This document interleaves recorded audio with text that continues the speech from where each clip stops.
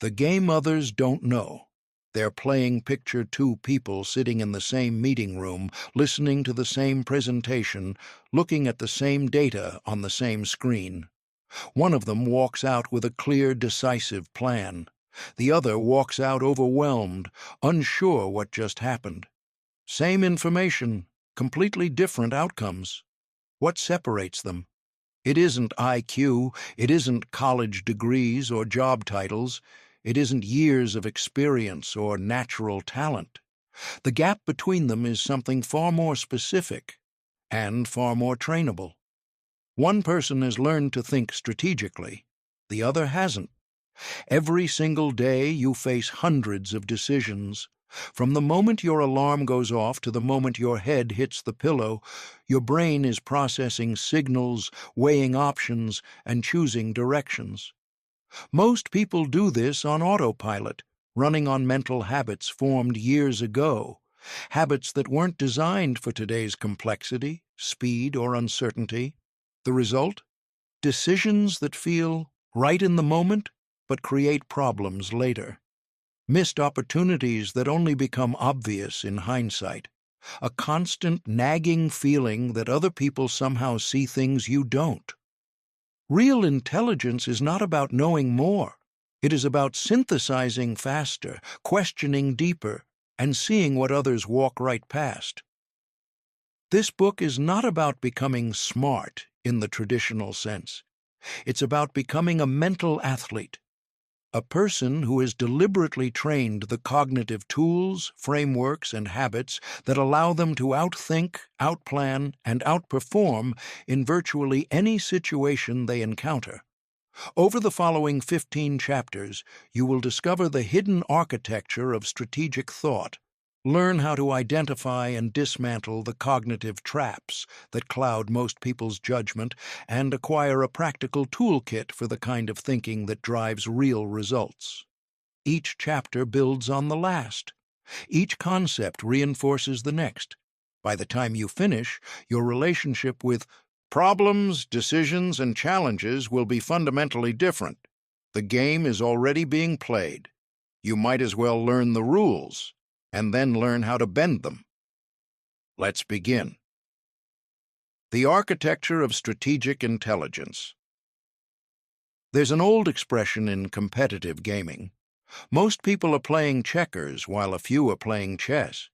The expression has become a cliché, but the underlying truth is worth taking seriously. The difference between checkers thinking and chess thinking isn't about raw intellectual firepower. It's about the architecture of how you approach problems. Chess grandmasters don't simply think further ahead than average players. They see the board differently. They perceive patterns, threats, and opportunities that are invisible to untrained eyes. The board is the same. The pieces are the same. The rules are the same. But the mental model applied to that board is operating on a completely different level. Strategic intelligence works exactly the same way. It's not about being the smartest person in the room. It's about having a more sophisticated cognitive architecture, a better framework for processing information, evaluating options, and anticipating consequences. And unlike raw intelligence, this architecture can be deliberately constructed. The 4 pillars. Strategic intelligence rests on 4 foundational pillars. Think of them as the load-bearing walls of your mental framework. Remove any one of them and the entire structure weakens. The first pillar is systems thinking, the capacity to see everything as connected. When most people encounter a problem, they see a single, isolated event. Systems thinkers see an entire web of causes, effects, and feedback loops. When a company starts hemorrhaging customers, a conventional thinker looks for a single villain: bad product, weak sales team, poor marketing. A systems thinker maps the entire ecosystem: market shifts, competitor behavior, internal culture, supply chain friction, pricing signals. The visible problem is almost never the actual problem. It's a symptom. The second pillar is temporal thinking, the ability to operate simultaneously across multiple time horizons. Short-term, medium-term, and long-term aren't three separate conversations. They're three lenses you hold up to every decision at once. A choice that looks brilliant over a 3-month window might be catastrophic over a 3-year window. Strategic thinkers evaluate both without losing sight of either. This is why investors like Warren Buffett can appear to be moving slowly while building wealth at a pace that seems almost impossible. They're optimizing for a time horizon that most people aren't even looking at. The third pillar is probabilistic thinking, rejecting the tyranny of binary outcomes. Most people think in absolutes. This will work or it won't. Strategic thinkers think in distributions. What's the range of possible outcomes? What's the likelihood of each? And what's the expected value across all of them? When Jeff Bezos launched Amazon, he didn't know it would become one of the most dominant companies in history. He calculated that internet commerce was likely to grow significantly, and he positioned himself to capture value from that trend, regardless of which specific form it took. Probability thinking doesn't require certainty. It requires calibrated estimation and the wisdom to act on those estimates. The fourth pillar is leverage thinking, the constant search for asymmetric inputs and disproportionate outputs. Not all effort is equal. Some activities produce linear returns, others produce exponential ones. Strategic thinkers obsessively hunt for leverage points, the conversations, decisions, relationships, and investments that create outsized ripple effects. They often appear to accomplish more with less effort, not because they're gifted, but because they've learned to direct energy toward high-leverage activities instead of spreading it thinly across everything. Strategic intelligence isn't what you think about, it's how you think, the operating system beneath every decision you make. Rewiring your brain's default settings. Here's the uncomfortable truth. Your brain was not optimized for the modern world. It was optimized for survival on an ancient savanna. It evolved to react fast, conserve energy, stick with the familiar, and detect immediate physical threats. These instincts kept your ancestors alive. In today's world, they keep you stuck. The mental shortcuts your brain relies on, psychologists call them heuristics, are genuinely useful for simple, repetitive situations. You don't need to think critically about every footstep you take or every familiar road you drive. But those same shortcuts become destructive when applied to complex, high-stakes decisions. They make you fast. They also make you wrong. Developing strategic intelligence requires overriding these defaults. It requires building what cognitive scientists call metacognitive awareness, the ability to observe your own thinking in real time, catch yourself when you're sliding into autopilot, and deliberately choose a more effective mental approach. Think of it as developing an internal coach who watches how you think, flags the errors, and suggests better plays. This coach doesn't replace your natural instincts, it trains them. The process also demands cognitive flexibility, the capacity to shift between different modes of thinking depending on what the situation requires. Sometimes you need to break a problem into components. Sometimes you need to step back and see the whole pattern. Sometimes you need to simulate how other people will respond. The mental athlete doesn't have one move, they have a full playbook. Finally, strategic intelligence requires what researchers call intellectual humility, the deeply counterintuitive recognition that your first impression of almost anything is probably incomplete, probably biased, and probably at least partially wrong. This isn't self-doubt, it's epistemic sophistication. The most dangerous belief you can carry into any complex situation is the belief that you already understand it. When you combine those four pillars with metacognitive awareness, cognitive flexibility, and intellectual humility, you've built something remarkable, a foundation for strategic thought that can be applied to any domain, any challenge, any opportunity you'll ever face. Escaping the autopilot trap. Your brain has a dirty little secret. It's working against you, not maliciously, not consciously, but your most powerful cognitive organ has one overriding design priority: efficiency.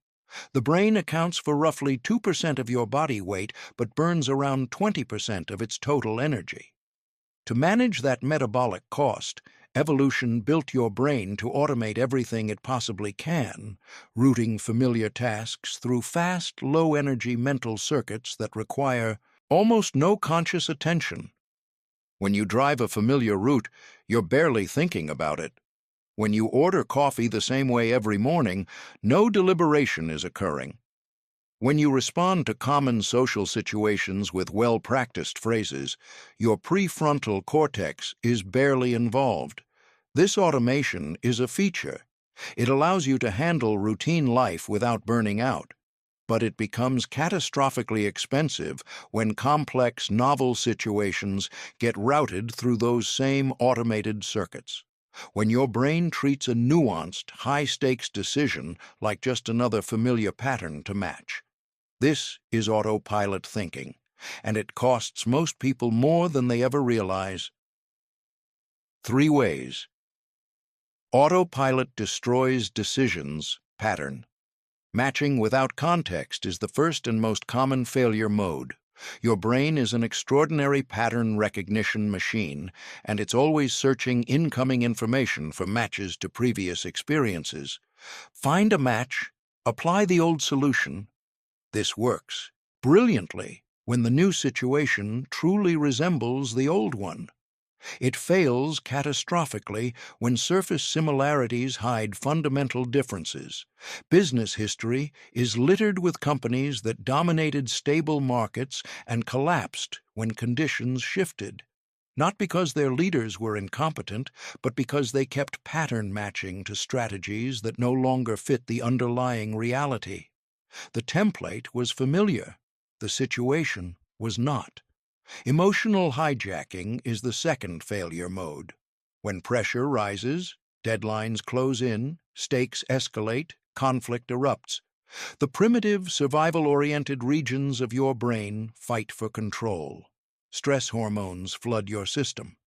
Working memory contracts. Attention narrows to the immediate threat.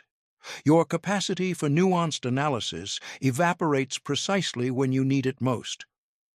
The cruel irony of high-stakes decisions is that the pressure itself tends to produce the mental state least suited to making them well.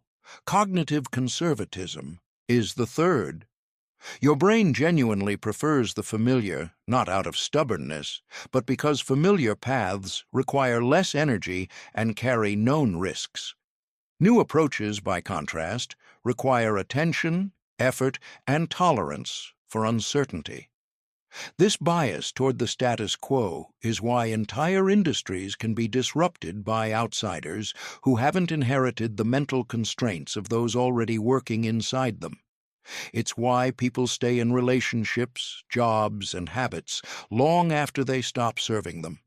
The devil you know isn't always better. But your brain votes for it anyway. Building your mental override system. Breaking out of autopilot doesn't happen through willpower alone. It requires building what neuroscientists call cognitive control, a set of mental systems that allow you to recognize when you're running on default settings and deliberately shift into more deliberate thinking. The first component is trigger recognition. You need a set of reliable signals that alert you when autopilot has taken over. These triggers might include feeling stuck on a problem you've been circling for too long, experiencing a strong emotional reaction to a decision, noticing that you're applying a familiar solution without really analyzing the situation, or sensing that you're avoiding a decision because it's uncomfortable. When these triggers fire, pause. You're being pulled into automatic mode, and you need to consciously shift gears. The second component is the outside view method. Instead of diving deeper into the specifics of your situation, all the reasons it feels unique, you step back and ask a different question. What typically happens in situations like this? You look for historical patterns, base rates, and statistical regularities.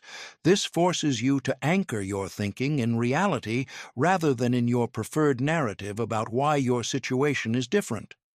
The third is the premortem. Before committing to a decision, imagine it has failed completely, months or years from now, looking back at a genuine disaster. Then, work backward. What went wrong? This technique is remarkably effective at surfacing the blind spots and hidden risks that forward-looking planning consistently misses. It forces you to take seriously the scenarios your optimism would otherwise dismiss. The most dangerous decision-making state isn't confusion. It's confident autopilot, when you're certain you're thinking clearly, and you're not. The fourth component is emotional regulation, because autopilot thinking and emotional hijacking are deeply intertwined. One of the most evidence-supported techniques is cognitive reappraisal, deliberately changing how you interpret challenging situations. This isn't positive thinking, it's strategic framing. When you view a high-stakes situation as a threat, your brain activates fight-or-flight responses that compromise your analytical capacity.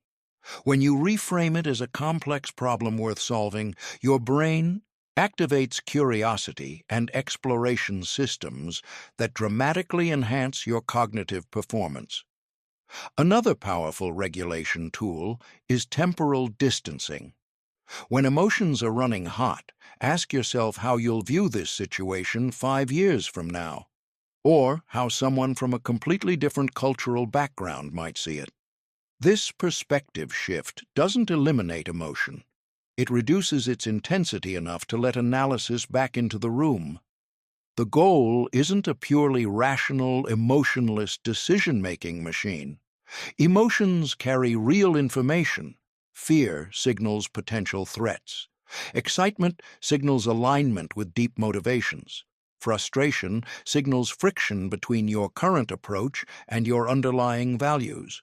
You want to read these signals clearly, not have them run the show.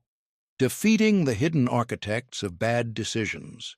Your brain is lying to you right now, not dramatically, not obviously, just quietly, systematically, and in entirely predictable directions. Cognitive biases are the invisible architects of most human error. They're not quirks of personality or signs of low intelligence. They're structural features of human cognition, shortcuts that your brain takes to manage an impossibly complex world with limited processing power. In simple, stable environments, these shortcuts work. In complex, dynamic, high-stakes situations, they fail in ways that are consistent, powerful, and often completely invisible to the person experiencing them. Understanding these biases is one of the highest leverage investments you can make in your cognitive performance. Not because knowledge alone eliminates them, it doesn't, but because you cannot defend against an enemy you can't see. Information processing. Biases, confirmation bias, is the most consequential bias most people have never truly reckoned with. Once you form an initial opinion, your brain automatically shifts into a filter mode that selects for information supporting that view and either ignores or discounts information contradicting it. This happens even when you're consciously trying to be objective. The bias operates below the level of conscious awareness.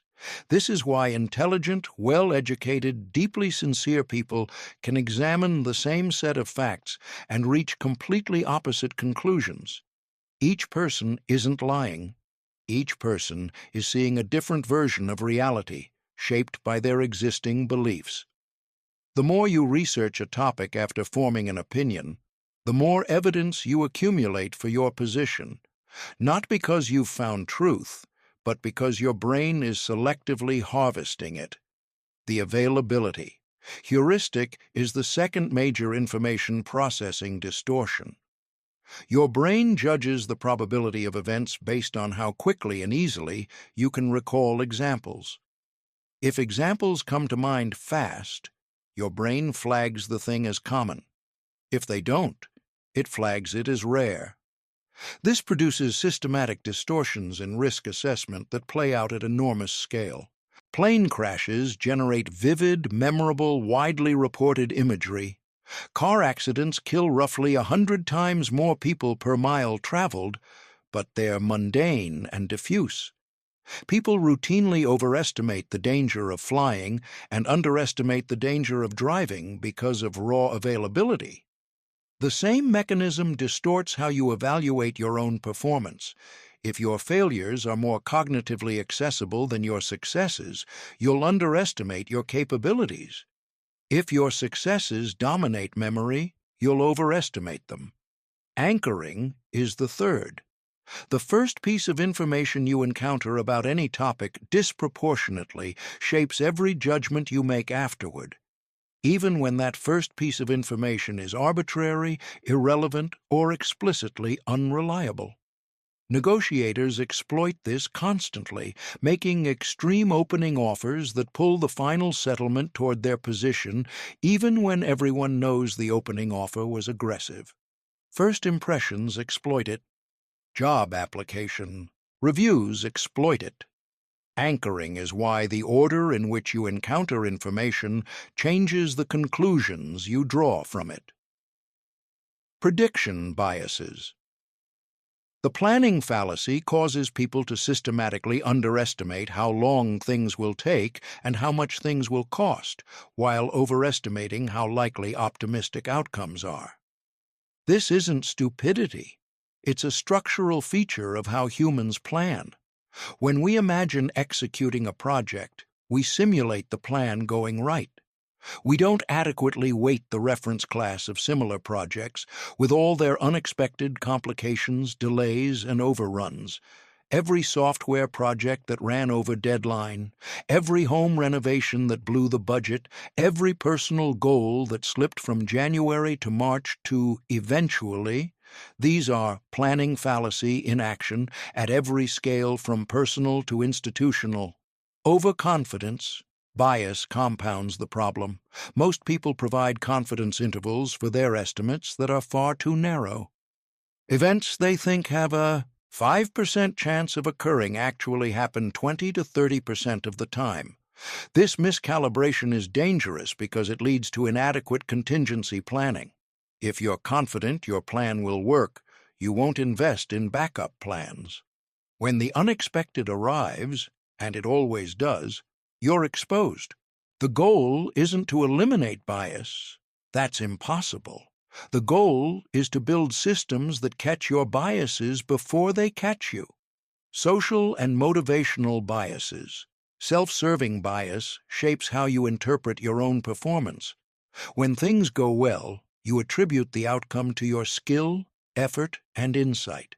When things go badly, you attribute it to external circumstances, bad luck, uncooperative colleagues, unexpected events. This attribution pattern is deeply human and almost universal. It protects your self-image, but it also prevents accurate feedback from reaching you. Attribution bias mirrors this in how you judge others. When someone else fails, you attribute it to their character or competence. When you fail in the same way, you attribute it to circumstances. This double standard makes it very hard to learn from other people's experiences and very easy to misjudge the people around you. The bias blind spot is perhaps the most insidious of all.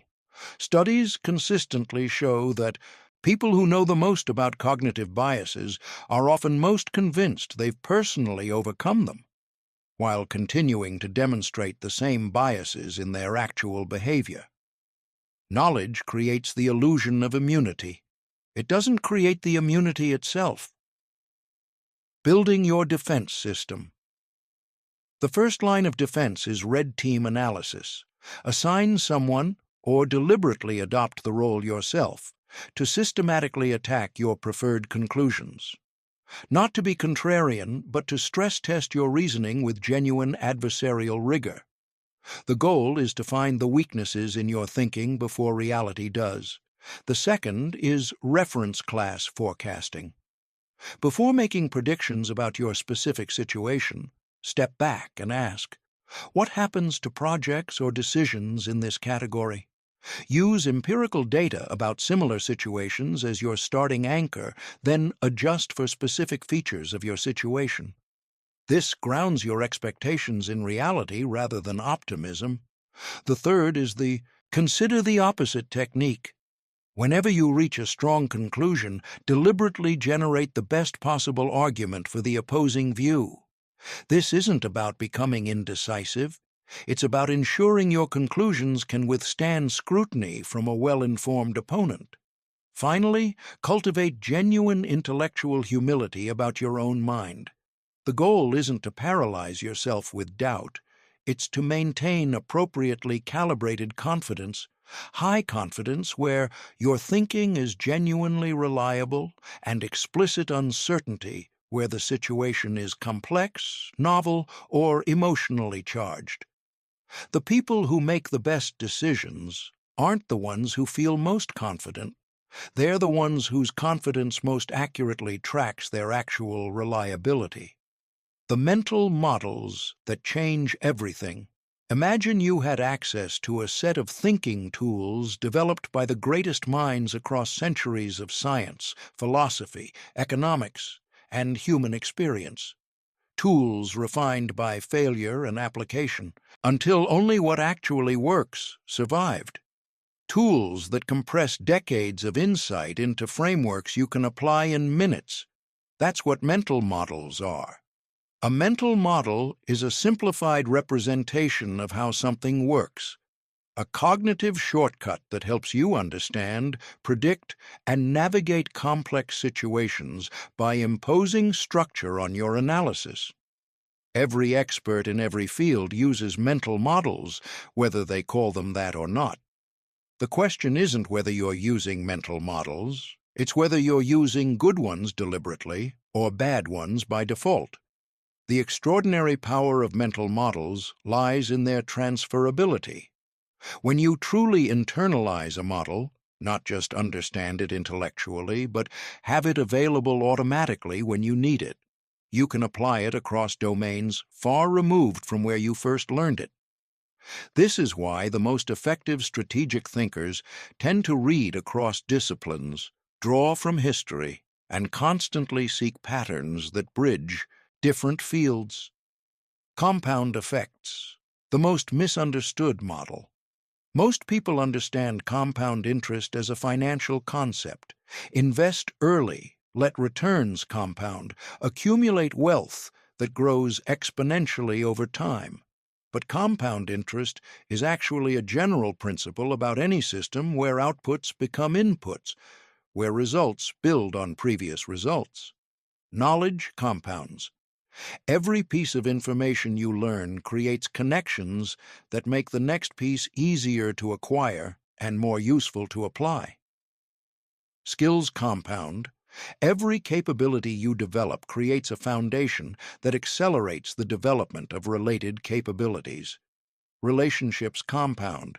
Every positive interaction builds trust that makes future cooperation smoother and more valuable. When you truly internalize the compound model, you start evaluating every significant decision through a different lens.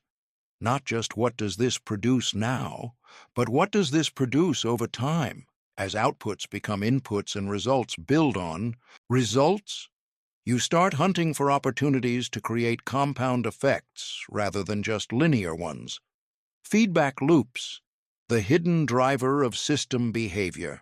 Almost everything you interact with, organizations, markets, relationships, ecosystems, your own habits, is governed by feedback loops. Understanding them is essential to understanding why things behave the way they do. A reinforcing feedback loop amplifies change in either direction. When a startup's early success attracts talented people, which improves their product, which generates more success, that's a reinforcing loop building in a positive direction. When a person's anxiety about performance leads to poor performance, which deepens their anxiety, that's a reinforcing loop accelerating in a destructive direction. the same structural dynamic, opposite implications. A balancing feedback loop creates stability by pushing back against change. When market prices rise high enough to reduce demand, which causes prices to fall, that's a balancing loop maintaining equilibrium. When your body temperature drops below normal, your muscles begin generating heat through shivering, which raises your temperature back toward baseline. Another balancing loop, this one biological. Most complex systems contain multiple feedback loops operating simultaneously, sometimes reinforcing each other, sometimes working at cross purposes. Understanding which loops are dominant in a given situation is often the key to predicting how that situation will evolve and where intervention might be most effective. The person who understands feedback loops sees the future written in the present. They know why systems behave the way they do, and they know which levers actually move things. Incentives, the invisible hand, shaping all behavior. If you want to understand why people do what they do, don't listen to what they say their motivations are.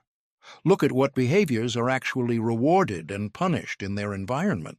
Charlie Munger, one of the most celebrated investors and thinkers in American history, called incentives the most important mental model in the world. Not because they're complicated, but because they're systematically underestimated. People consistently overestimate the power of values, intentions, and culture while underestimating the power of incentive structures. A hospital that pays doctors per procedure performed will see more procedures performed. A company that rewards managers for quarterly earnings will see quarterly optimization at the expense of long-term value. A school system that measures success through standardized test scores will see teaching oriented toward standardized tests. None of these outcomes require bad intentions. They require only that people respond to the incentives they actually face, as they reliably do. When you're trying to predict behavior, your own, your organization's, a competitor's, a policy's, ask first, what are the actual incentives at work here? The answers are often illuminating and sometimes disturbing. First principles and probabilistic thinking. These two models are so important to strategic intelligence that each receives its own full chapter later in this book. But it's worth noting here that they belong in the foundational toolkit of any serious strategic thinker. First principles. Thinking, the practice of decomposing problems to their most fundamental elements and reasoning upward from there, is the model that separates breakthrough innovation from incremental improvement. Probabilistic thinking, the habit of reasoning in distributions rather than certainties, in expected values rather than binary outcomes, is the model that separates sophisticated risk management from wishful or fearful extremes. The richest intellectual concept in Charlie Munger's mental model philosophy is what he called a lattice work of models. Not one or two, but dozens of frameworks drawn from physics, biology, psychology, economics, history, and engineering, all held together and applied in combination.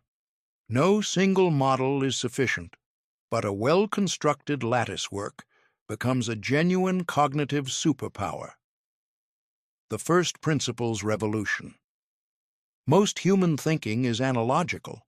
You encounter a new situation, your brain rapidly scans its archive for something that resembles it, retrieves the solution that worked before, and applies it. This process is fast, efficient, and usually adequate. It is also, in a very precise sense, the enemy of genuine innovation, because analogical thinking inherits constraints. When you reason by comparison, this is like that, so we should do what we did there. You silently import all the assumptions and limitations embedded in the previous situation. You don't just borrow the solution. You borrow the invisible fence that defined what solutions were even considered possible. First principles thinking offers a fundamentally different approach. Instead, Of asking what this resembles, you ask what this actually is. You break the problem down to its most fundamental, indisputable components: the basic laws, the irreducible facts, the constraints that are genuinely non-negotiable rather than simply traditional. And you build your solution from there. You reason from the ground up, not from the past sideways. The SpaceX thought experiment. Elon Musk's approach to rocket design has become one of the most widely cited examples of first principles thinking in modern business history, and for good reason. It illustrates the method with unusual clarity. The conventional wisdom when Musk entered the space launch industry was that rockets were expensive because they'd always been expensive. If you reasoned by analogy, you would look at existing rockets, study their cost structures, and attempt to shave percentages off established line items. Incremental improvement within existing constraints. Musk asked a different question. What is a rocket at its most fundamental level? What materials does it require? What are the physical laws governing its propulsion? What would those raw materials cost at commodity prices? When he ran those numbers, he found that the materials required to build a rocket should cost roughly 2% of what rockets actually sold for. The gap between raw material cost and final price wasn't driven by physical law. It was driven by design assumptions and business model decisions, most centrally the assumption that rockets were single-use vehicles. There's no physical law requiring a rocket to be discarded after launch. That was a convention, a design choice made early in space history and perpetuated because that's how it had always been done. First principles thinking dissolved that constraint and made reusability not just conceivable, but clearly correct. The result was SpaceX's reusable rocket program, which reduced launch costs by an order of magnitude and fundamentally changed the economics of the entire space industry. The breakthrough was not technical, it was conceptual. It came from refusing to accept inherited assumptions as facts. First principles thinking doesn't ask, what's worked before? It asks, what's actually true? The answers are often very different. Applying first principles to your own life. Career strategy is one of the most important and neglected domains for first principles thinking. Most people make career decisions by analogy. They pursue the paths that seem established and validated, follow the roads that others have taken, develop skills that current employers currently value. This approach is safe, legible, and profoundly limiting. First principles, career thinking asks different questions. What problems do I find genuinely compelling, not just interesting in theory, but worth working on for years? What am I fundamentally built for? What kinds of thinking and creating feel energizing rather than depleting?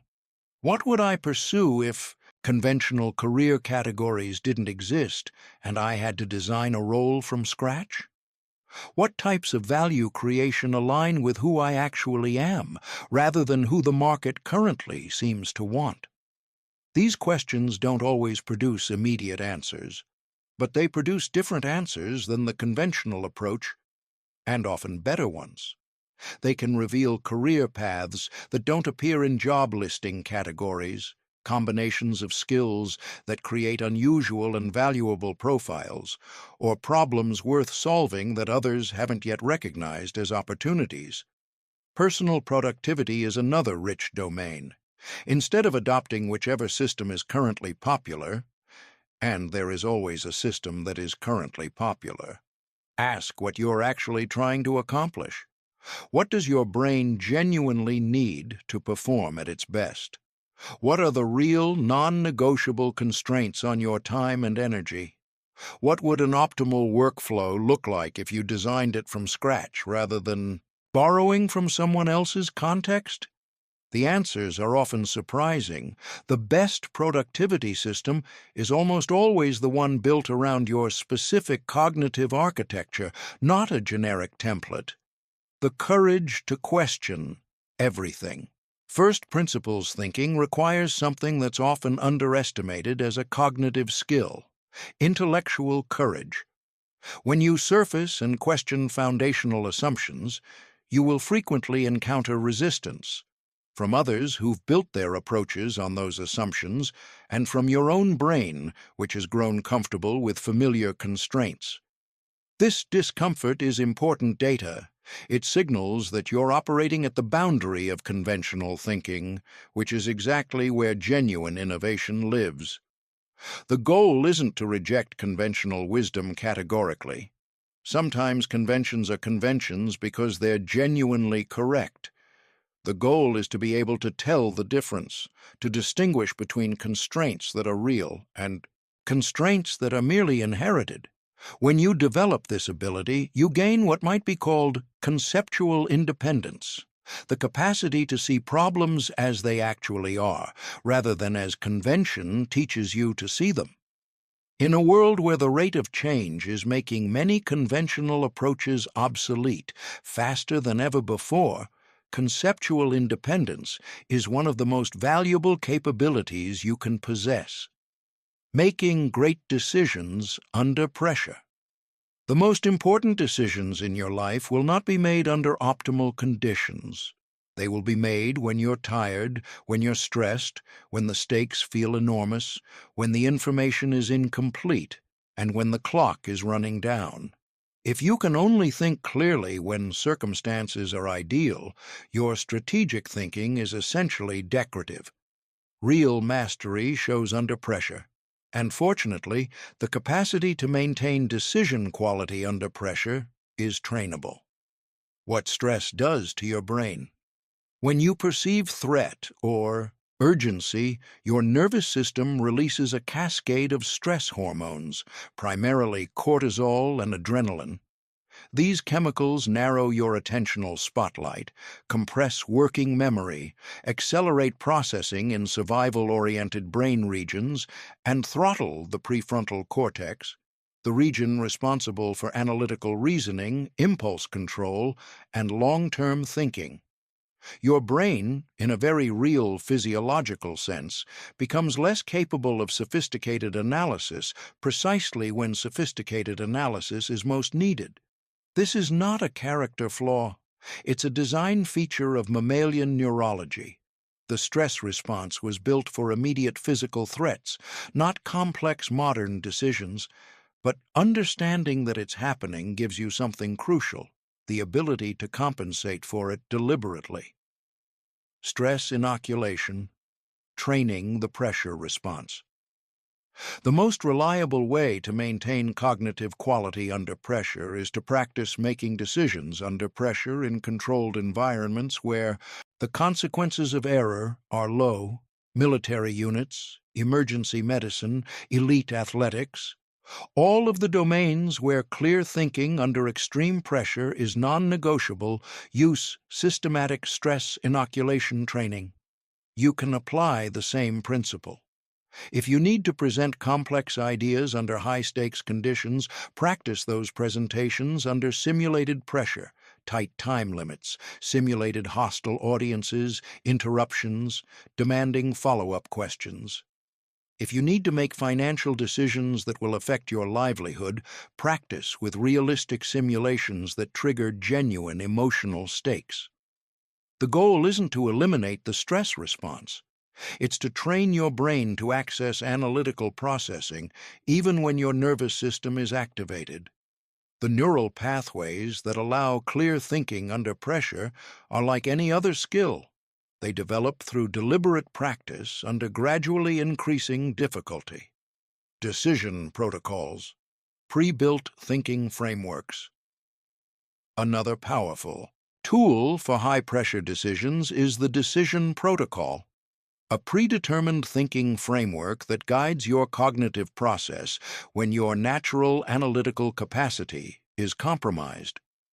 Having a systematic approach reduces the mental overhead of deciding how to think, freeing your limited cognitive resources for the actual substance of the decision. One particularly effective protocol is the OODA loop, developed by military strategist Colonel John Boyd. OODA stands for Observe, Orient, Decide, Act. Under pressure, you systematically observe the situation as it actually is, rather than as you expect it to be. Orient yourself by understanding the context, your objectives, and the constraints. Decide on a specific course of action, and act decisively while remaining ready to cycle through the loop again as conditions evolve. The OODA loop prevents two of the most common pressure-induced failures: acting before adequate observation, impulsive reaction, and observing endlessly without deciding, analysis paralysis. It creates structured momentum. Under pressure, the mind reverts to its training. If you haven't trained it, it reverts to fear. The 10-10-10 Rule 1 of the simplest and most effective tools for maintaining temporal perspective under pressure is the 10-10-10 Rule, developed by author Susie Welch. When facing a high-pressure decision, ask 3 questions. How will I feel about this choice in 10 minutes? How will I feel about it in 10 months? How will I feel about it in 10 years? This quick temporal expansion counteracts the pressure-induced tendency to collapse your time horizon to the immediate future. It forces you to consider long-term implications even when everything in your nervous system is screaming at you to respond to right now. Good enough decision-making is also a critical skill under pressure. Perfectionism is one of pressure's most effective weapons. When stakes feel high, the temptation to keep analyzing, to wait for more information, to consider one more angle, becomes almost irresistible. This leads to analysis paralysis, missed deadlines, default outcomes, decisions made by inaction that are worse than any conscious choice you might have made. The antidote is satisficing. Deliberately identifying the minimum viable criteria for an acceptable decision, then committing to the first option that meets those criteria rather than searching indefinitely for the theoretically optimal solution. Good enough, executed, almost always beats perfect, delayed. Pattern recognition and the art of anticipation. Every expert who has ever been described as having an almost supernatural ability to see what others miss shares one underlying cognitive capacity: pattern recognition operating at an unusually sophisticated level. Chess grandmasters don't calculate every possible combination. They immediately perceive which positions are strong, which lines are dangerous, and which patterns create opportunities, because decades of deliberate practice have populated their mental libraries with thousands of precisely catalogued configurations. The board speaks to them in a language that beginners can't hear. The same phenomenon appears in every domain of genuine expertise. Experienced emergency physicians recognize dangerous presentations before they can articulate exactly why. Elite investors identify mispriced assets before the logic of their reasoning is fully conscious. Skilled negotiators rid shifts in a counterpart's position before anything is explicitly stated. In each case, what looks like intuition is actually pattern recognition, rapid, unconscious matching against a rich, experience-built database. The good news is that this capacity is developable. You don't have to be born with it, you have to build it. Systematic observation as a training practice. Pattern recognition begins with systematic observation, a fundamentally different mode of attention than the passive, reactive awareness most people bring to their environments. Systematic observation means actively looking for connections, cycles, and recurring themes, rather than simply noticing what's dramatic or directly relevant. Start by identifying the key variables in the domain you care most about and tracking how they change over time. If you're studying business patterns, track economic indicators alongside competitor moves, technology adoption curves, and consumer sentiment shifts. If you're focused on organizational dynamics, track communication patterns, decision-making rhythms, and the relationship between stated priorities and actual resource allocation. The specific variables matter less than the practice of tracking them consistently and looking for relationships. Keep records. Pattern recognition requires memory, and human memory is selective and distorting in ways that are hard to detect. Written records don't distort. They let you see patterns across time that would be invisible within any single moment. History as a pattern library. The single most underutilized resource for developing pattern recognition is history. Current events always feel unprecedented. Participants in any significant moment tend to believe they're navigating genuinely novel territory. They're usually wrong. Most situations that feel unique are actually variations on patterns that have played out many times before, in different contexts, with different surface features, but driven by the same underlying dynamics. Study how previous companies have responded to technological disruption and economic crisis.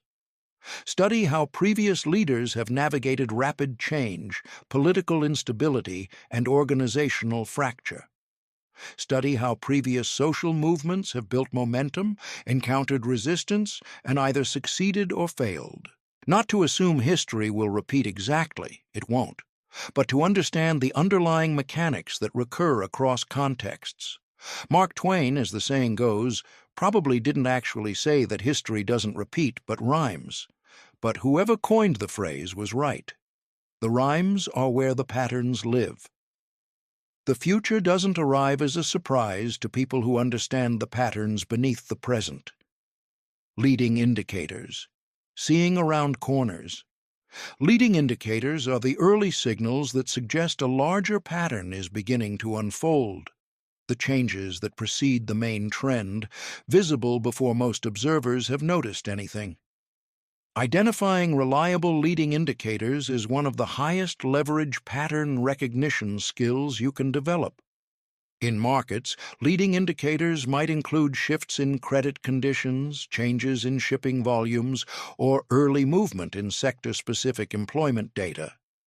In organizations, they might include changes in meeting frequency and composition, shifts in how resources are actually being deployed, or the tone of informal conversations among people close to decision-makers. In relationships, they might include subtle changes in communication patterns, response times, or the ratio of questions to statements. The challenge with leading indicators is calibration, distinguishing meaningful signals from noise. Not every early change represents the beginning of a significant pattern.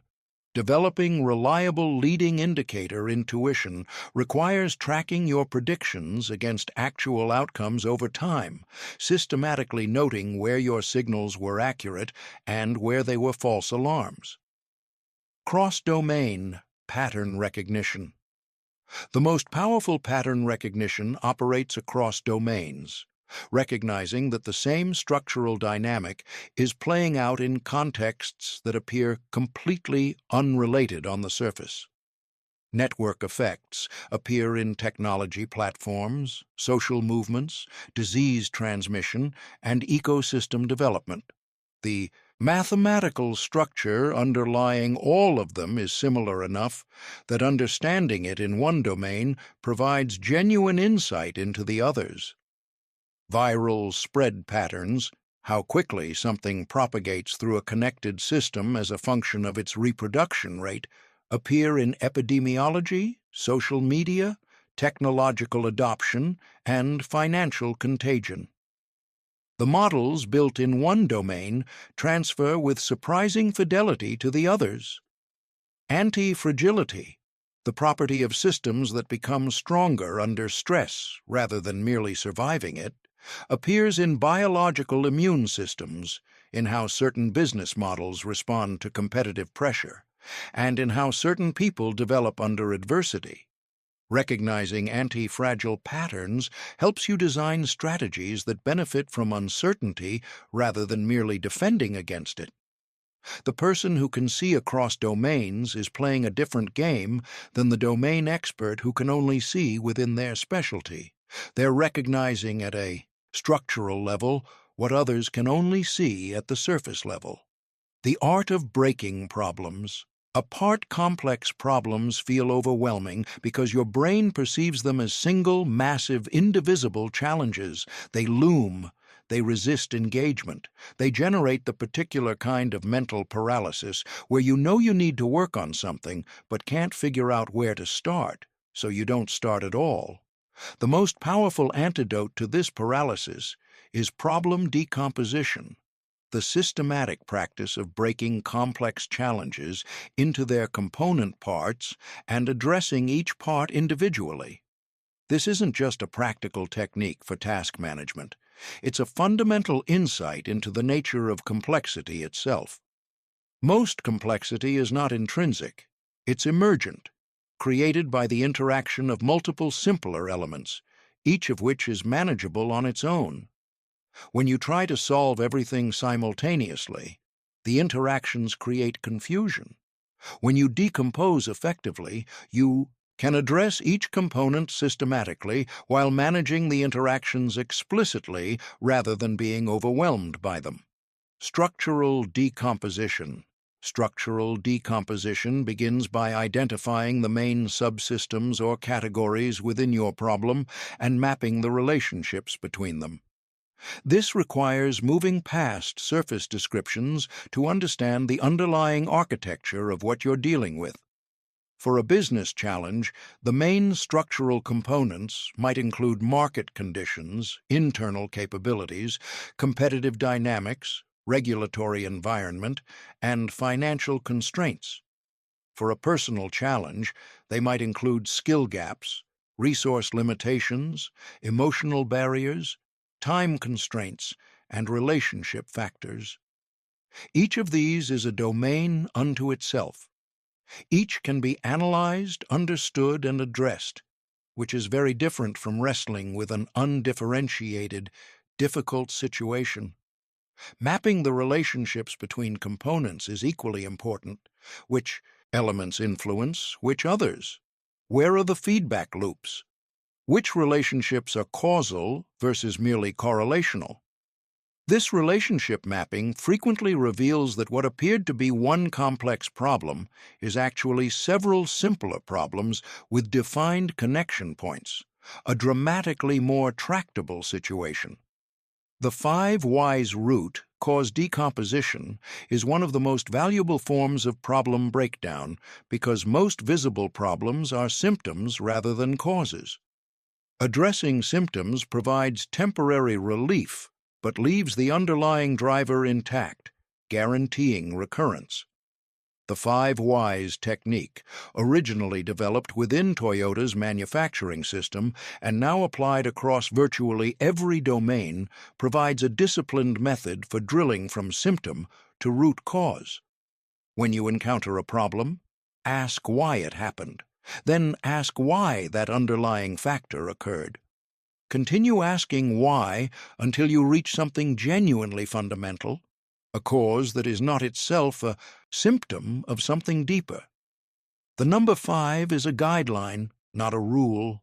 Some problems require 3 iterations, some require 8. The test is whether you've reached something foundational or whether you're still dealing with a downstream effect. In practice, most people stop asking why far too soon, which is why they keep solving the same problems repeatedly. Every complex problem contains several simple problems. The skill is finding the seams, the places where the parts meet, so you can take them apart. Constraint-based decomposition. Many problems feel intractable because multiple constraints are interacting in ways that make the whole appear unsolvable. Constraint-based decomposition separates these limitations into explicit categories and addresses each systematically. The theory of constraints, developed by the physicist turned management consultant Eliyahu Goldratt, provides a powerful framework. Identify which single constraint is most limiting your progress, right? Now, address that constraint specifically, then repeat the process with whatever constraint has now become primary.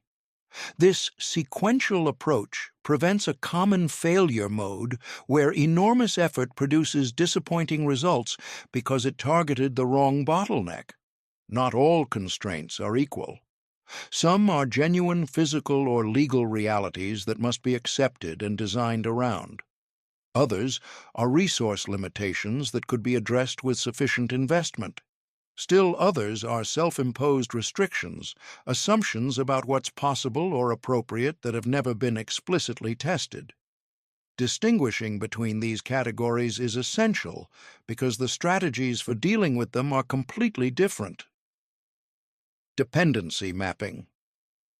Understanding how different elements of your problem depend on each other is crucial for determining the right sequence of action. Some components can be addressed independently in any order. Others require specific sequencing because progress on one depends on completion of another. Creating an explicit dependency map, whether on paper, in a digital tool, or simply as a clear mental model, reveals the critical path through your problem. The sequence of steps that actually drives the timeline, regardless of how many parallel activities might be happening simultaneously. It also identifies where early progress creates conditions that unlock later breakthroughs, which helps you prioritize correctly rather than working on everything at once and making slow progress on all fronts. Emotional intelligence and strategic clarity. The popular conception of strategic thinking as a purely rational enterprise, cold, analytical, free from the messiness of emotion, is not just inaccurate, it's counterproductive. Emotions are not the enemy of clear thinking. They're a parallel information processing system that, when properly understood and integrated, dramatically enhances your strategic capabilities. The goal isn't to become emotionless. It's to become emotionally intelligent, skilled at reading what your emotions and others' emotions are actually communicating, at regulating your emotional state when it's interfering with clear thought, and at understanding how emotional dynamics shape the decisions of everyone around you. Emotions as information fear, when properly decoded, often signals that your analytical mind has detected a threat or risk that hasn't yet risen to conscious clarity. Before dismissing fear as irrational, ask, what specifically is triggering this response? Is there a real risk embedded in this discomfort that deserves explicit analysis? Sometimes fear is irrational anxiety. Sometimes it's your pattern recognition system flagging something important before you can articulate what. Excitement often signals alignment between an opportunity and your core motivations, the things you care about deeply enough to sustain effort through difficulty. Frustration frequently signals a conflict between your current approach and your underlying values or goals. Resistance often signals that you're being asked to violate something important to you, even if you can't immediately name what. The key is developing the skill to decode these signals rather than either suppressing them or being controlled by them. Strong emotional reactions to strategic decisions deserve genuine inquiry. What information might this emotion be providing about the situation that hasn't made it into my explicit analysis? Emotional intelligence isn't soft. It's the hardest form of strategic intelligence because you're trying to understand a system that includes yourself. Emotional regulation as cognitive performance. The most important thing to understand about emotional regulation in strategic contexts is that it's not a personal wellness practice. It's a cognitive performance strategy. Your emotional state directly affects your working memory capacity, your ability to consider multiple perspectives simultaneously, your creative problem-solving ability, and the accuracy of your risk assessment. Managing your emotional state is managing your analytical capacity. Cognitive reappraisal is one of the most evidence-supported emotional regulation techniques available. It involves deliberately changing how you interpret challenging situations, not by denying reality, but by choosing among the truthful interpretations that exist and selecting the one most conducive to clear thinking. A setback can be interpreted as a failure or as feedback. A competitor can be interpreted as a threat or as a benchmark. A difficult conversation can be interpreted as a conflict or as an opportunity to understand something important. The interpretation you choose is not a matter of naive optimism. It's a strategic decision about which mental frame will best equip you to handle the actual situation effectively. Reading the room. Social emotional intelligence. Other people's emotions are data, not noise to be managed or obstacles to be overcome. Data about their priorities, their concerns, their assessment of the situation, and their likely responses to different approaches. Pay attention to incongruence between what people say and what their emotional signals communicate. Words can be controlled. Micro-expressions, vocal tone, body posture, and timing of responses are harder to suppress and often provide more accurate information about someone's actual position than their explicit statements. When verbal and emotional signals diverge, the emotional signals usually deserve more investigative weight. Collective emotional states, the mood of a group or organization, also carry strategic information. When an organization feels anxious, it processes change proposals differently than when it feels confident. When a team is energized, it takes risks that the same team in a depleted state would refuse. Understanding collective emotional dynamics helps you time strategic initiatives appropriately and frame your communications for the actual psychological context you're operating in, not the idealized context you wish existed. Intuition and strategic judgment. Intuition deserves genuine respect in strategic thinking, not as mystical insight, but as the output of sophisticated pattern recognition operating below conscious awareness. When experienced practitioners have strong intuitive responses to situations in their domain of expertise, those responses frequently encode pattern matches that their conscious mind hasn't yet articulated. The key is developing calibration, the ability to distinguish between reliable intuitive insight and emotional bias or wishful thinking. Reliable intuition tends to feel calm and clear. Emotional bias tends to feel charged and urgent. Test your intuitive judgments through systematic analysis when possible. Track your intuitive predictions against actual outcomes over time. Build an accurate picture of where your intuition is trustworthy and where it's influenced by your emotional preferences. Intuition is not a replacement for analysis, but in complex situations where data is incomplete and time is limited, a well-calibrated intuition informed by deep experience is one of the most valuable decision-making resources available to you. Adaptive intelligence for a changing world. The world is not getting simpler. The rate of change is not slowing down. The premium on adaptability is not decreasing. Whatever cognitive frameworks have served you well in the past, the world will eventually require you to update them.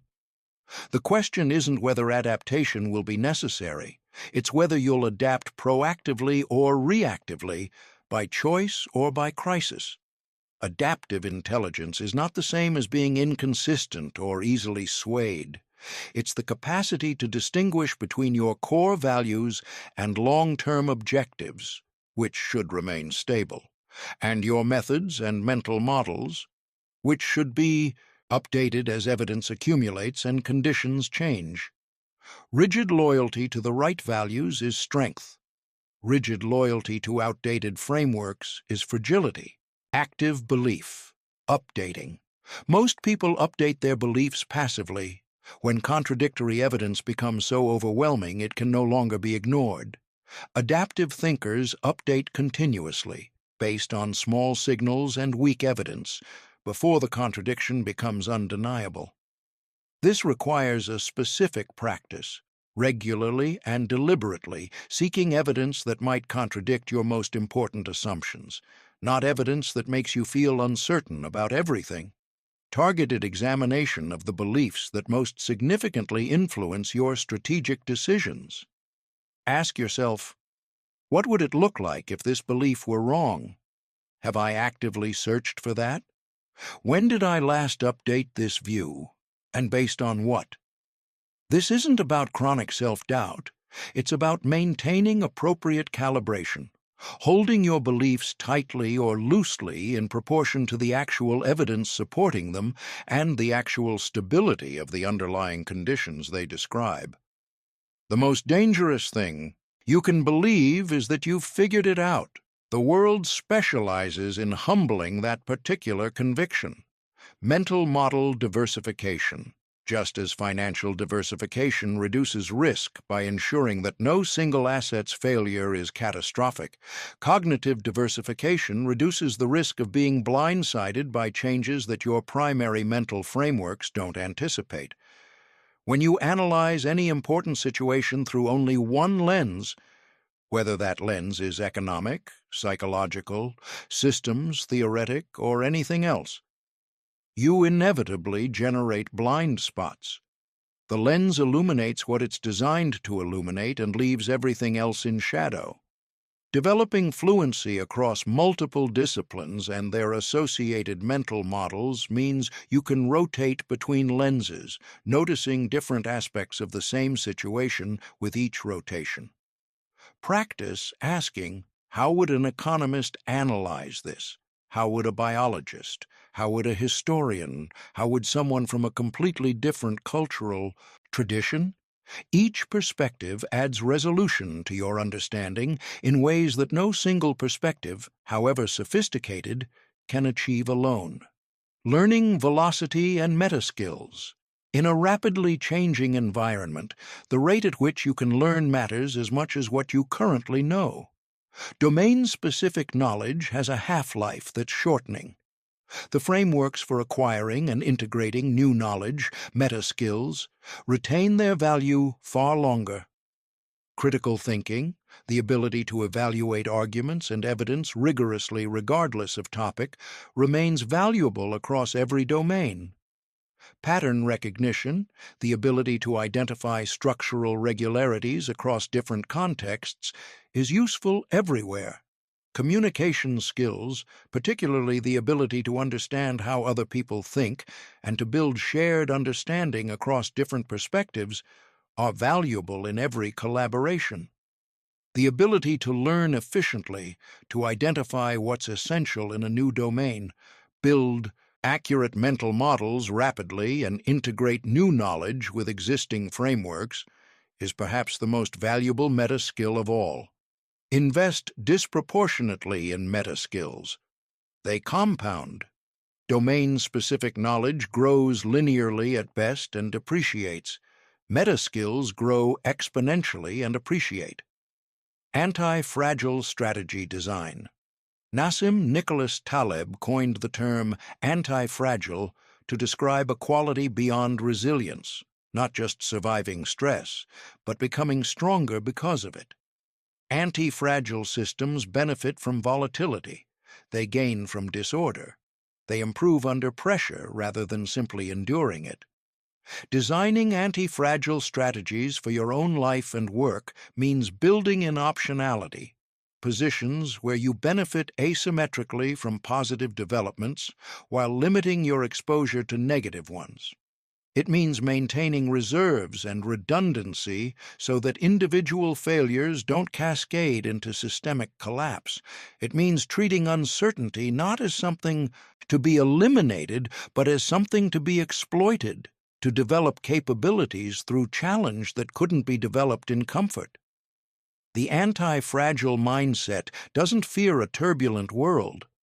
It recognizes that turbulence is the environment in which the greatest advantages are built. because it's the environment that most people are least equipped to navigate. Strategic influence. Without manipulation. True strategic influence isn't about manipulating people. It's about understanding human decision-making deeply enough that you can present ideas in ways that resonate with how people actually think, rather than fighting against their natural cognitive tendencies. The most powerful communicators and persuaders don't overwhelm resistance. They dissolve it by creating conditions where people naturally arrive at better conclusions. The foundational insight is that people make decisions through a complex, interwoven system of emotional responses, social signals, cognitive shortcuts, and rational analysis. Logic is one input into this system, not the whole system. When you understand all the inputs, you can work with the system rather than against it. Reciprocity and genuine value creation.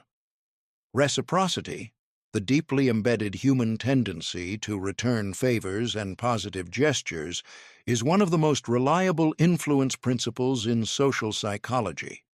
But the strategic application of reciprocity isn't about keeping score or creating calculated debts.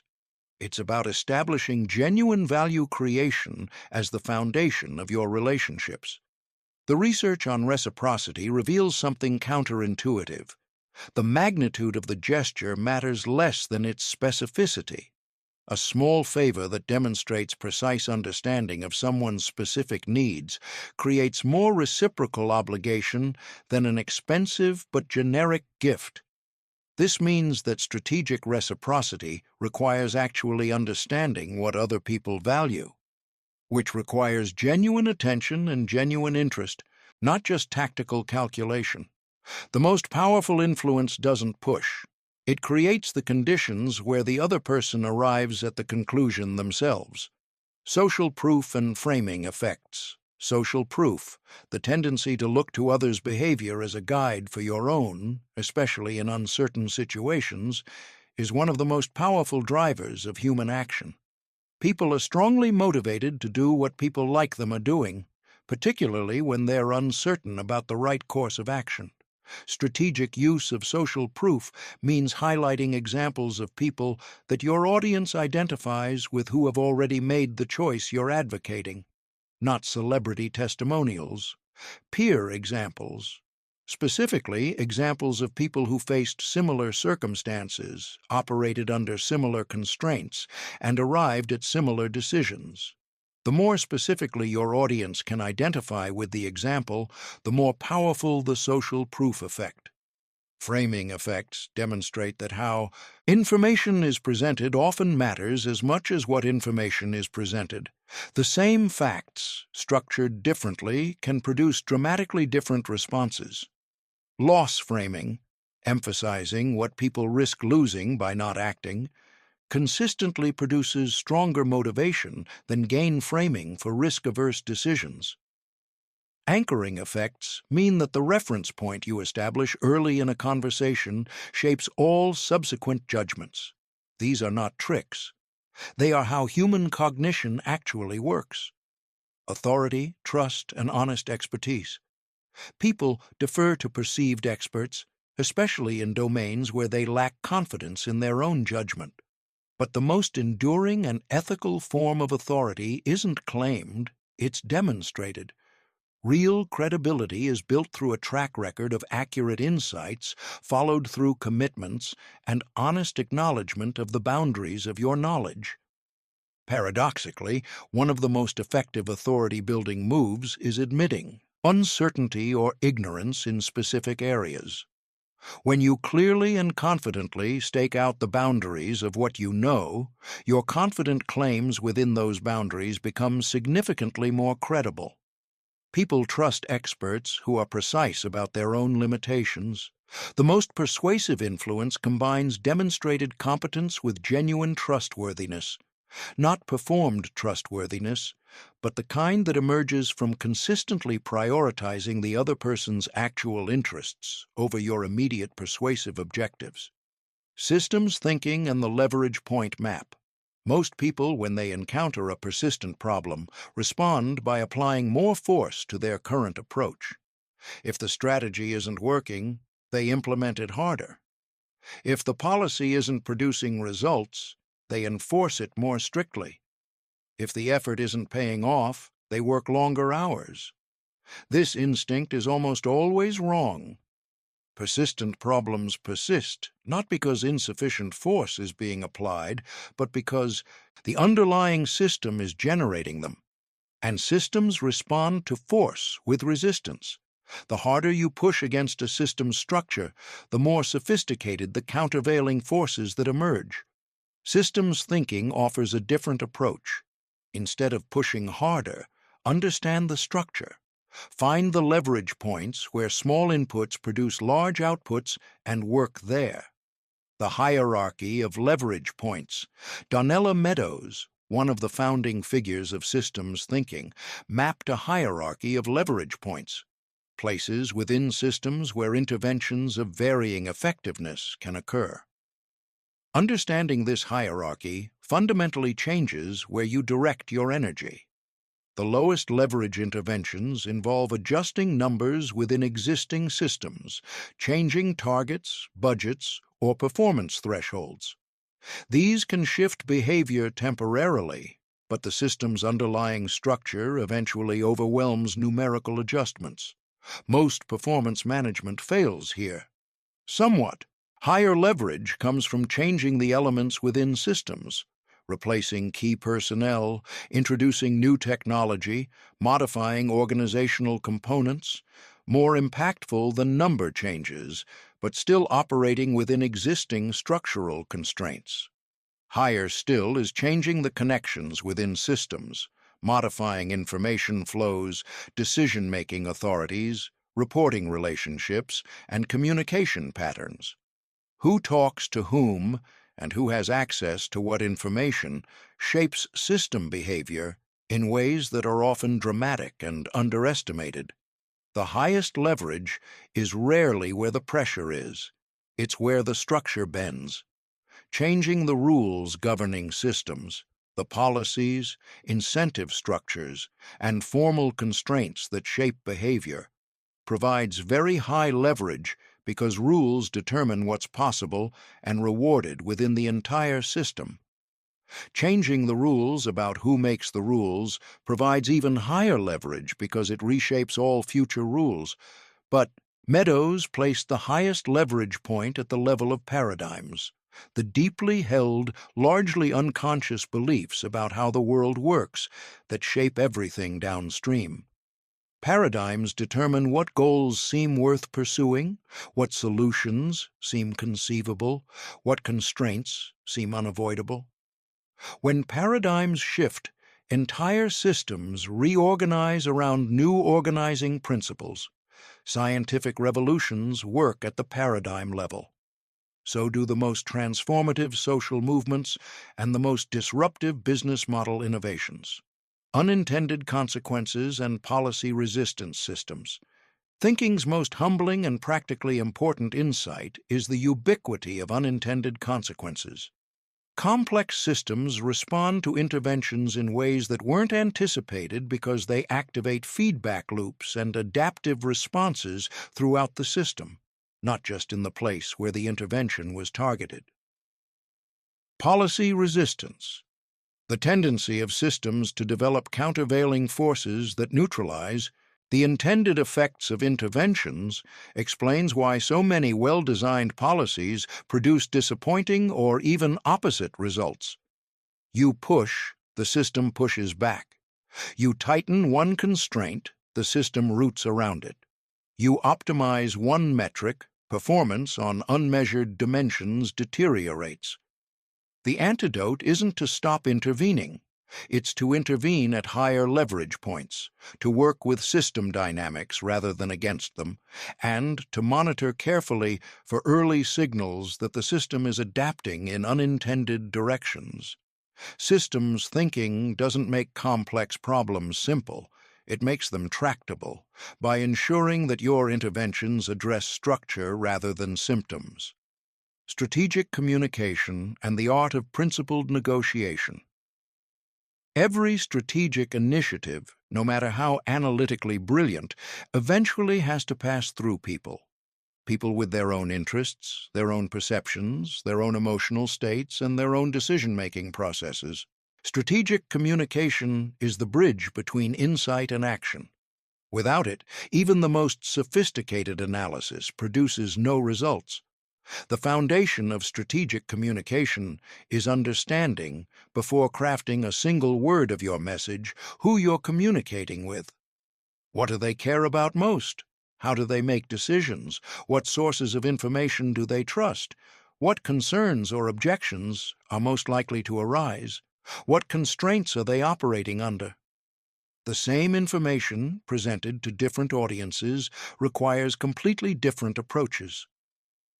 Message architecture. The structure of your message matters independently of its content. The primacy effect means that information presented first exerts disproportionate influence on overall impressions. The recency effect means that information presented last is most easily remembered. Understanding these effects helps you sequence communications for maximum impact. The pyramid principle, developed by former McKinsey consultant Barbara Minto, provides a powerful framework for complex messages. Start with your conclusion, then provide your supporting arguments, then offer your detailed evidence. This structure serves audiences who need to understand your main point, even if they can't engage with all the detail, which describes most decision-makers most of the time. For persuasive communications, the problem agitation solution structure is highly effective.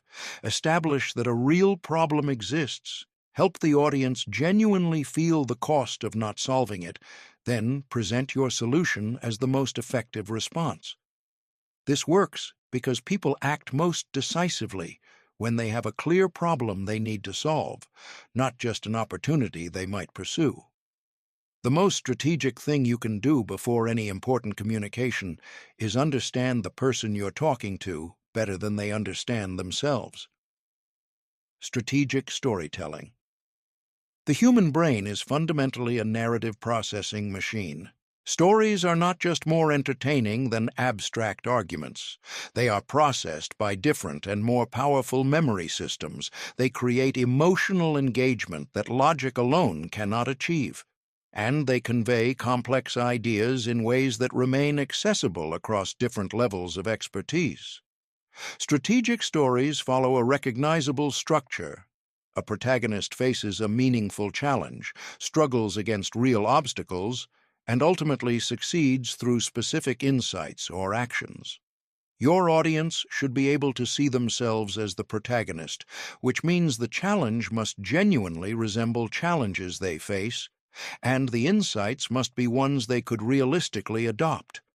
Ground abstract strategic concepts in concrete, specific scenarios. The human brain processes concrete examples with far less cognitive load than abstract generalizations. When you need to explain a complex framework, anchor it in a story where the framework is the thing that makes the difference between a good outcome and a bad one. Principled negotiation. Most people approach negotiation as a contest of positions. I want X, you want Y. We fight until one of us gets closer to their starting point. This positional model is not just inefficient, it's conceptually wrong about what negotiation actually is. Roger Fisher and William Urey's foundational work on principled negotiation, developed at Harvard's program on negotiation, offers a more accurate and more effective model. The core insight: positions are what people say they want. Interests are why they want it. And interests are almost always more flexible and more compatible than positions, because the same interest can be served by many different positions.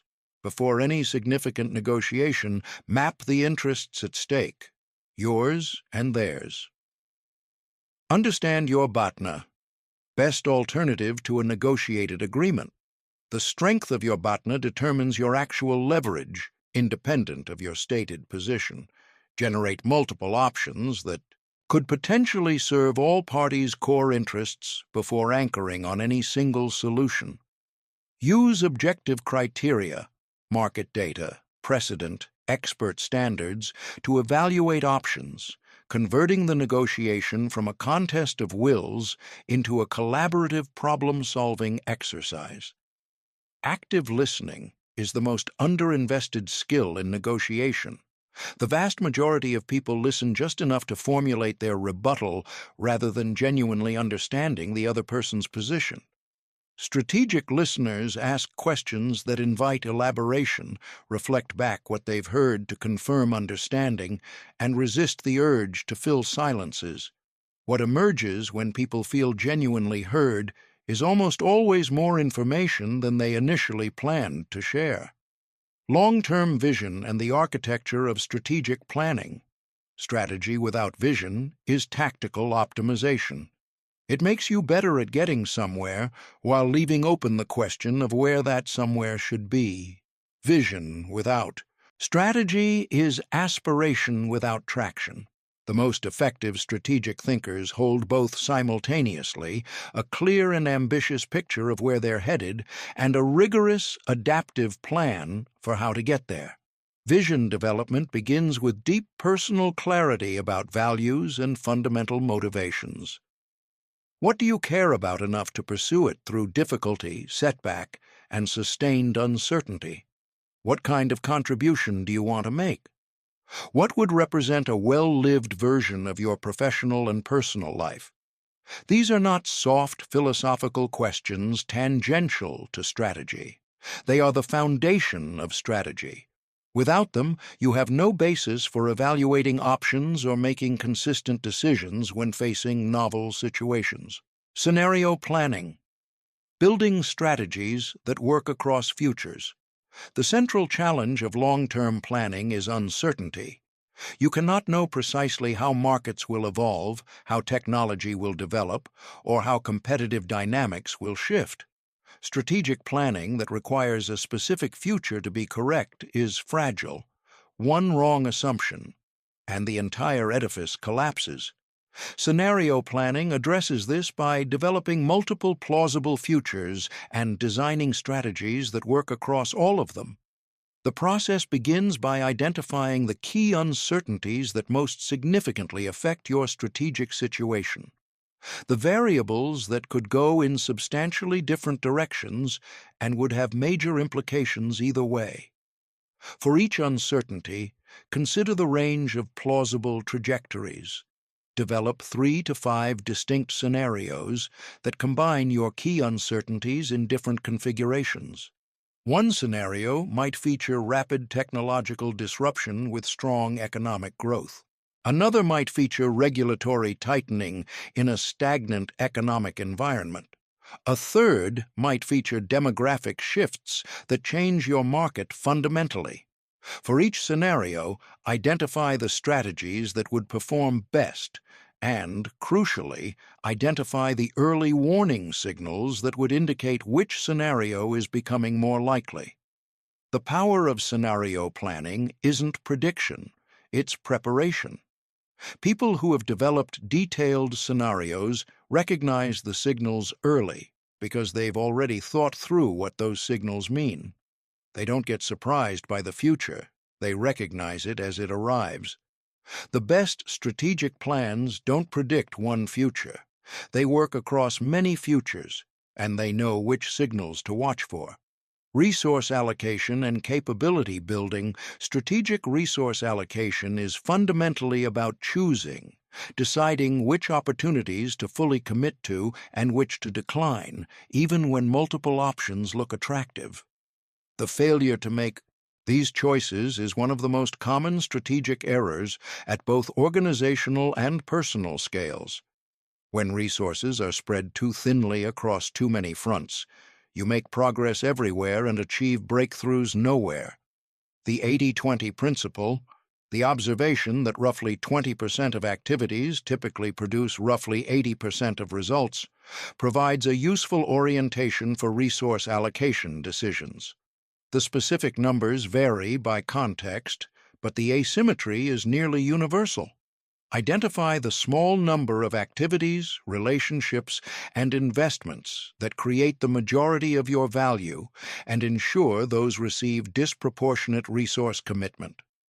Building strategic capabilities means investing in skills, relationships, and resources that will remain valuable across multiple scenarios and time horizons, not just optimizing for current conditions. The meta skills discussed in previous chapters are the most important investments here. They remain relevant, even when specific technical knowledge depreciates. Adaptive implementation strategy is not set and forget. The most brilliant plan will require continuous adjustment as it encounters reality. Effective implementation requires building feedback mechanisms that provide reliable signals about whether your approach is working and whether your underlying assumptions remain accurate. Create leading indicators, early signals that would change before ultimate outcomes become clear, and monitor them systematically. When leading indicators suggest your approach isn't working, investigate before the problem compounds. Regular strategy reviews should examine both progress toward objectives and the continued validity of the assumptions that justified your current direction. The goal is disciplined adaptation, changing your methods when evidence demands it while maintaining commitment to your core objectives and values. Strategic persistence and strategic flexibility are not opposites. Applied to the right levels, persistence at the level of values and vision, flexibility at the level of methods and tactics, they are mutually reinforcing. From understanding to mastery, the path of the mental athlete. You have traveled far in these pages. You've examined the architecture of strategic intelligence, the mechanisms of cognitive bias, the power of mental models, and the practical techniques for thinking more clearly under pressure. You've explored pattern recognition, problem decomposition, emotional intelligence, adaptive thinking, influence, systems thinking, communication, and strategic planning. And now you're facing the most important and most difficult challenge of all: implementation. Knowledge without implementation is intellectual entertainment. It's stimulating, occasionally humbling, and ultimately inconsequential. The difference between people who understand these concepts and people who actually think more strategically is entirely a matter of what happens after the reading stops. The deliberate practice path. Strategic thinking is a skill. Like any skill, it develops through deliberate practice, not just repetition, but targeted effort at the specific aspects of performance that remain underdeveloped, with immediate feedback and progressively increasing challenge. Start with one principle rather than trying to implement everything simultaneously. Choose the concept from this book that feels most relevant to your current, most important challenge.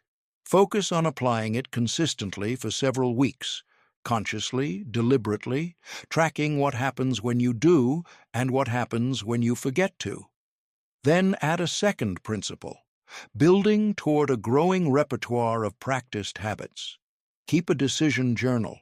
Record your most important decisions, what you decided, what reasoning you used, what principles you tried to apply, and what outcomes resulted. Review this journal regularly, not to judge yourself harshly, but to learn, to see patterns in where your thinking is improving and where specific biases or failure modes keep recurring. This journal becomes your most personalized coaching resource. The mental athlete doesn't think about strategy when it's convenient. They think strategically because they've trained until it's automatic. Environment design. Your environment exerts enormous influence on your thinking patterns, often without your conscious awareness. Surround yourself with people who think strategically, and you'll be regularly exposed to models of sophisticated reasoning. Build your physical and digital environment to support deep thinking rather than constant distraction. Create rituals that signal your brain that it's time for deliberate, strategic thought rather than reactive processing. Read broadly and across disciplines. The mental model lattice work requires diverse inputs: history, science, psychology, economics, philosophy, biography. Each domain contributes frameworks that enhance your ability to see patterns and connections across contexts. The most effective strategic thinkers tend to be voracious, eclectic readers who are constantly looking for ideas that transfer. The mastery markers. Strategic thinking mastery isn't a destination, it's a trajectory. But there are markers that signal meaningful progress along that trajectory.